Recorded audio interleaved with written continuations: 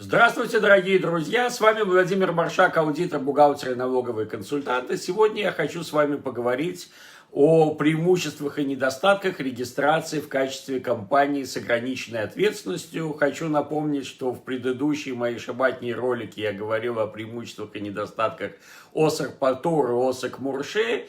И сегодня мы с вами поговорим о компании с ограниченной ответственностью. Компания с ограниченной ответственностью имеет ряд очень серьезных достоинств. Начнем с того, что существует юридическое разделение владельца компании и самой компании непосредственно. То есть владелец компании не отвечает своим имуществом за имущество компании, за долги компании. И в случае, то есть, когда происходит банкротство компании, то, соответственно, владелец компании не несет ответственности за долги компании непосредственно своим имуществом. Это очень и очень важный момент, особенно когда существует высокая вероятность всевозможных судебных исков и так далее. С точки зрения налогов компания платит 23%, только 23%, и это называется маски в рот, и она не платит битох леуми. То есть, на самом деле, человек, который зарабатывает много, то есть он может заплатить 23%, и те деньги, которые остаются, вкладывать в развитие компании, вкладывать, инвестировать и так далее. На самом деле это может быть очень много, потому что налог вместе с битох леуми, как правило, составляет, когда люди зарабатывают больше 15-20 тысяч, он составляет 50%. То есть 23% 50%, то есть происходит на этом уровне, что не должен заплатить еще 27%, и можно эти деньги, которые не заплачены в качестве налогов, тратить на развитие бизнеса.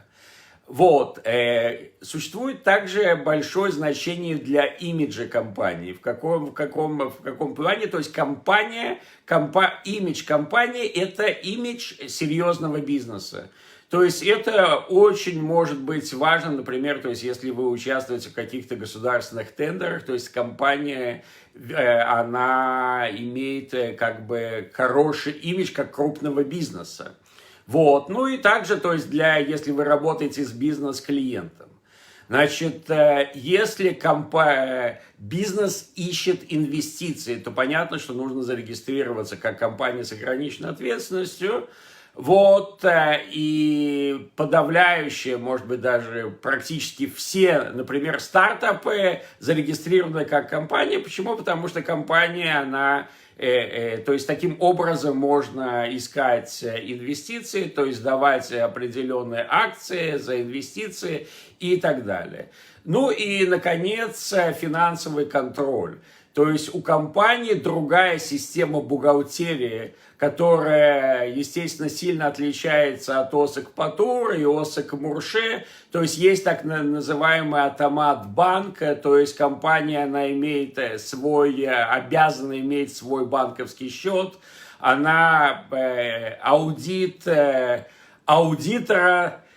то есть кто может подписывать отчет о компании, это только Рои Хешбон. В общем, для тех, кому важен действительно финансовый контроль и знание всех финансовых аспектов своего бизнеса, то есть регистрация как компания, она очень и очень важна.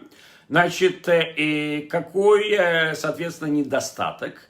Недостаток, что компания стоит дороже. Стоит значительно дороже, чем ОСАК Патур, и дороже, чем ОСАК Мурше.